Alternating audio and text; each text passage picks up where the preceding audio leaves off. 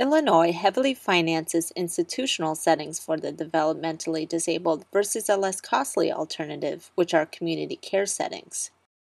It costs roughly $53,000 to care for persons with disabilities in a community integrated living arrangement versus about $57,000 in a privately run facility and about $143,000 in a state-run facility.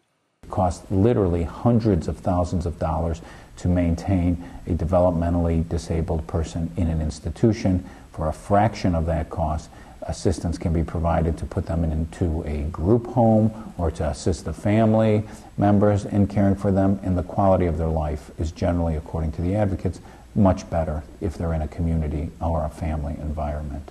Group homes, or CILAs, aim to foster independent living for its clients. At this CILA site provided by Newman Family Services, Damaris and Lily are learning how to prepare a meal. And so by spending so much on institutional care, which tends to be quite expensive and concentrated on a very few people, the emphasis is just on this very small fraction of people who could receive services, the very small fraction of the people who need services who actually are institutionalized. And then, of course, it's a very expensive setting, and so many more services of many different types could be provided if we could free up some of the money that's spent on institutional care. Illinois ranks at the very bottom, 51st out of all states, in serving adults with disabilities in settings of 6 persons or less. Ann Irving, Director of Public Policy at AFSCME, said there won't be huge cost savings from financing more community care options, since people who live in state developmental centers tend to be people who need a high level of services. Cost comparison needs to take into account the different types of services available. So the medical care is on site, the behavioral care is on site, and it's all included in that higher cost versus the community cost, which only includes the residential component. But it also needs to take into account the fact that individuals living in state centers have a higher level of need.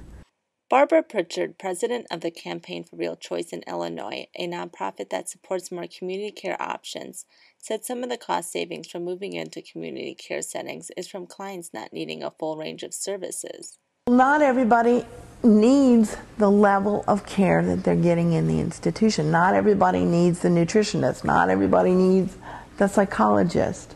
Another advocacy group for the developmentally disabled, the Arc of Illinois, is also pushing for more community care options.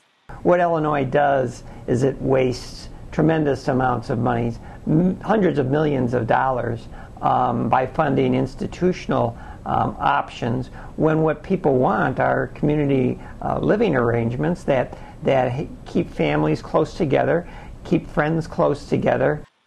Tony Pawlowski, president of the nonprofit, said unions play a large role in blocking the push to more community care settings. Illinois definitely restricts the choice. Illinois is a strong union state, and that's one of the battles that we fight, because as we advocate for closing down state institutions, that means that the union is going to be losing jobs. That's their perspective. I mean, I think it's very much like prisons. The whole prison closure issue. The SODCs are scattered around the state. There aren't very many of them, but where they are, those are a set of good jobs that people really, really want to keep. That's the politics of it.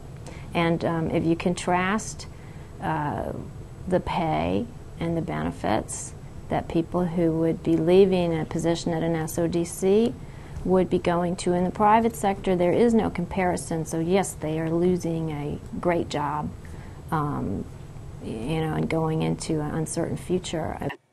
This is Emma Jackson reporting for Medill News.